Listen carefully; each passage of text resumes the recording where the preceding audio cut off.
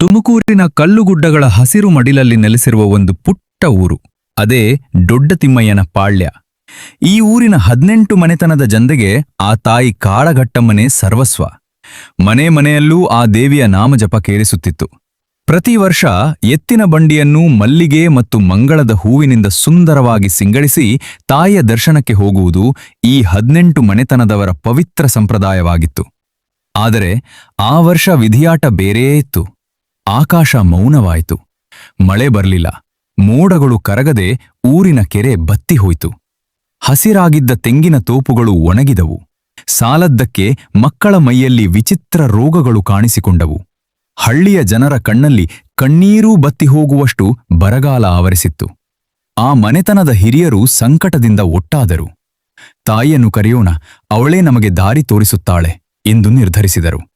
ಹಿರಿಯರು ಭಕ್ತಿಯಿಂದ ಎತ್ತಿನ ಬಂಡಿ ಸಿದ್ಧಪಡಿಸಿ ದೇವಸ್ಥಾನದತ್ತ ಹೊರಟರು. ಅಲ್ಲಿ ತಾಯಿಯ ಸನ್ನಿಧಿಯಲ್ಲಿ ಮಂಡಿಯೂರಿ ಕಣ್ಣೀರಿಟ್ಟರು. ಅಮ್ಮಾ, ಜಗನ್ಮಾತೆಯೇ, ನಿನ್ನನ್ನೇ ನಂಬಿದ ಮಕ್ಕಳನ್ನು ಕೈಬಿಡಬೇಡ. ನಮ್ಮೂರಿನ ಕೆರೆ ತುಂಬಿಸು, ಮಕ್ಕಳ ರೋಗ ಗುಣಪಡಿಸು. ನೀನೇ ನಮ್ಮೂರಿಗೆ ಬರಬಾರದೇ ತಾಯಿ ಎಂದು ಆರ್ತಧ್ವನಿಯಿಂದ ಬೇಡಿಕೊಂಡರು.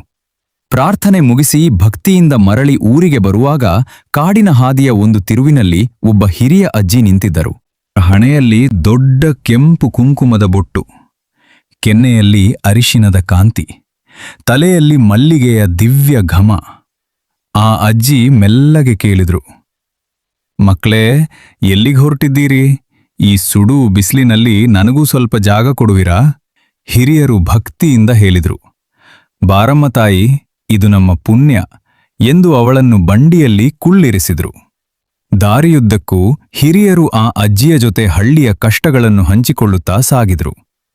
ಬಂಡಿ ದೊಡ್ಡ ತಿಮ್ಮಯ್ಯನ ಪಾಳ್ಯದ ಗಡಿ ತಲುಪಿತು. ಹಿರಿಯರು ಇಳಿಯಲು ಅಜ್ಜಿಯ ಕಡೆ ನೋಡಿದರೆ ಅಲ್ಲಿ ಯಾರೂ ಇರಲಿಲ್ಲ. ಆ ದಿವ್ಯ ಅಜ್ಜಿ ಕ್ಷಣಾರ್ಧದಲ್ಲಿ ಮಾಯವಾಗಿದ್ದರು. ಕೇವಲ ಮಲ್ಲಿಗೆ ಹೂವಿನ ಘಮ ಮತ್ತು ಕೆಂಪು ಮಣ್ಣಿನಲ್ಲಿ ಒಂದು ಹಸಿರು ಚಿಗುರು ಮೇಲೆದ್ದಿತ್ತು. ಹಿರಿಯರ ಕಣ್ಣು ತುಂಬಿ ಬಂತು. ಅವರಿಗೆ ಅರ್ಥವಾಯಿತು, ಸಾಕ್ಷಾತ್ ತಾಯಿ ಕಾಳಘಟ್ಟಮ್ಮನೇ ಅವರ ಜೊತೆ ಬಂದಿದ್ದಾಳೆಂದು. ಕೂಡಲೇ ಊರಿನ ಮಧ್ಯದಲ್ಲಿ ಜನರೆಲ್ಲ ಒಟ್ಟಾದರು. ಅಲ್ಲಿ ನಿಂತಿದ್ದ ಒಂದು ಪುಟ್ಟ ಬಾಲಕಿಯ ಮೇಲೆ ದೈವದ ತೇಜಸ್ಸು ಇಳಿಯಿತು. ಆ ಮಗುವಿನ ಕಂಠದಿಂದ ತಾಯಿಯ ಗಂಭೀರ ವಾಣಿ ಹೊರಟಿತು. ನನ್ನ ಮಕ್ಕಳ ಕಣ್ಣೀರು ನನ್ನನ್ನು ಇಲ್ಲಿಗೆ ಕರೆತಂದಿದೆ. ಇಂದಿನಿಂದ ನಾನು ನಿಮ್ಮ ಮನೆಯ ಮಗಳಾಗಿ ಈ ದೊಡ್ಡ ತಿಮ್ಮಯ್ಯನ ಪಾಳ್ಯದಲ್ಲೇ ನೆಲೆಸುತ್ತೇನೆ. ನಾನು ನಾಳೆ ಬೆಳಗ್ಗೆ ಅಷ್ಟರಲ್ಲಿ ಗ್ರಾಮದ ಮಧ್ಯೆ ಉತ್ತವಾಗಿ ಬೆಳೆದು ನೆಲೆ ತೋರುತ್ತೇನೆ. ಮರುದಿನ ಬೆಳಗಾಗುವಷ್ಟರಲ್ಲಿ ಗ್ರಾಮದ ಮಧ್ಯೆ ತಾಯಿ ಅದ್ಭುತವಾಗಿ ನೆಲೆಯೂರಿದಳು. ಅವಳ ಆಗಮನದ ಜೊತೆಗೆ ಇನ್ನೂ 4 ದೈವಗಳು ಬಂದು ಅಲ್ಲಿ ನೆಲೆ ನಿಂತವು. ಆ ದೈವಗಳ ರಹಸ್ಯ ಮತ್ತು ಅವುಗಳ ಶಕ್ತಿಯ ಬಗ್ಗೆ ನಾವು ಮುಂದಿನ ವಿಡಿಯೋದಲ್ಲಿ ವಿವರವಾಗಿ ತಿಳಿಯೋಣ.